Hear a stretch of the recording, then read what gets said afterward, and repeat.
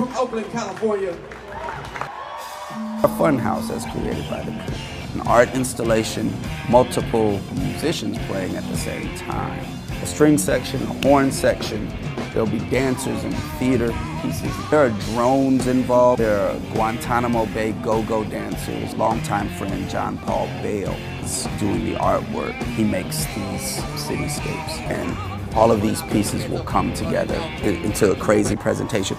I enjoy seeing the art intersect from different angles, and that's what happened tonight. We were able to experience art being life, and then being influenced again by the art. Like anything, you switch things up to get the same meaning, right? You mess with, if you're talking, you may say things in various ways, and maybe to say the same thing, but you switch it up because it makes people think about it more clearly, right? You use different words, you use different idioms. Same thing with music and art. You switch things up so that people think about it, and they don't just get used to it. And so this was about switching things up, but it was also about making people feel surrounded by the art, by the music, by the visuals, by the ideas. A lot of the show, there are certain parts in the show that were just supposed to be awkward, and having people reach out of their normal range. So, for instance, the Guantanamo Bay go-go dancers, they're actual go-go dancers, and they didn't understand, shouldn't I have this down so I can, it'll be cuter, it'll be sexier that way. And I'm like, well, that's not really the point. The point is it makes people think about what people in cages are really doing. It's not, there are a lot of people in cages involuntarily, as opposed to the go-go dancer, which, depending on the situation, is in there voluntarily and kind of mimicking a sort of a bondage situation. And so this is what real bondage is.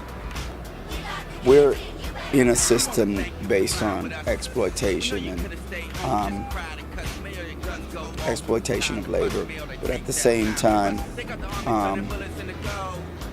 capital picks the artists. There could be some genius artists that just don't have the time to develop their art. And yeah, you get them to do their thing right now after they're working 8 hours a day, for so many years, and you'd be like, whatever, it's not that. But they just didn't get a chance to develop it. But to make art, you have to carve out the time.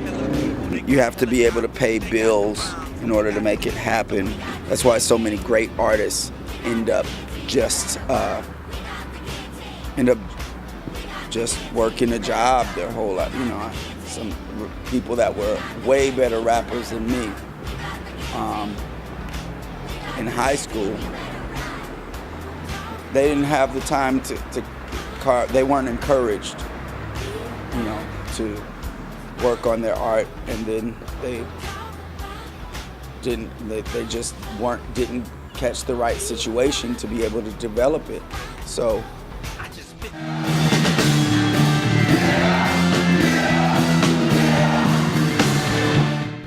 love is the basis for what we are doing. It is the impetus, the force behind the push. And if we don't do what we do carefully, of course there's a mixture of other feelings and emotions, but love is one that has to be the glue, for everything. Love is what makes us fight through all of this and use these tools in order to get to freedom. It makes us hone the weapon. It's with love that we sharpen our swords to fight. Freedom, justice, equality, and love. There are some basic tenets in what we're talking about that make this happen.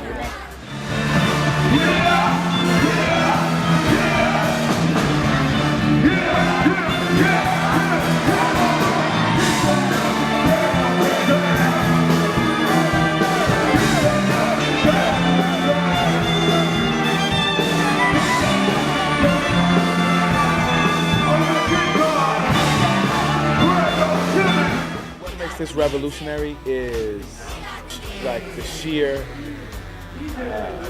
bold-faced attitude that it takes to create this atmosphere in this world.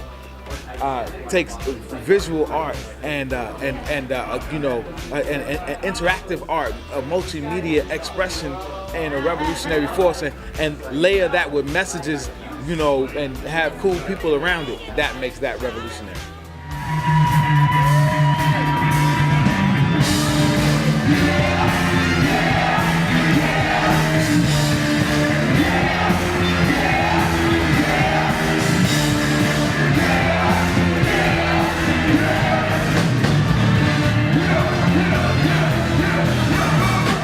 Art plays a particular place, and you know, that place can be active or passive. Art can be in that place. Well, you know, we have settled on, and a lot of times, our music, the important music or the progressive music, being somewhat passive, you know, and not being, you know, filled with an aggression or even some of the passion.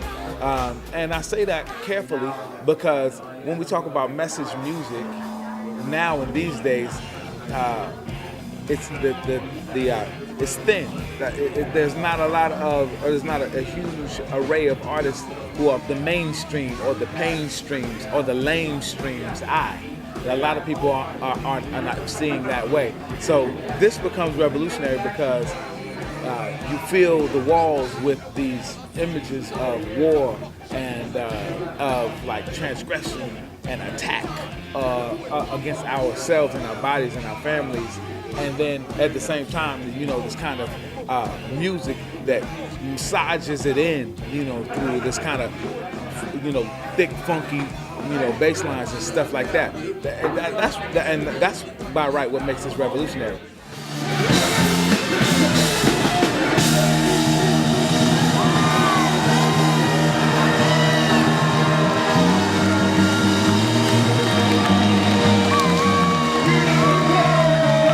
We celebrate these names of our heroes and brothers who've been shot down, but it's not enough.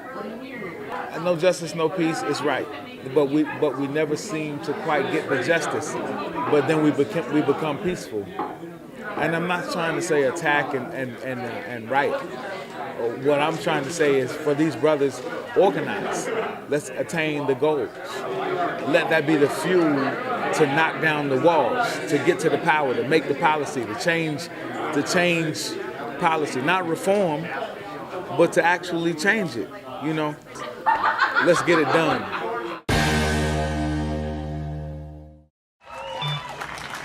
We're the Coup. We're from Oakland, California.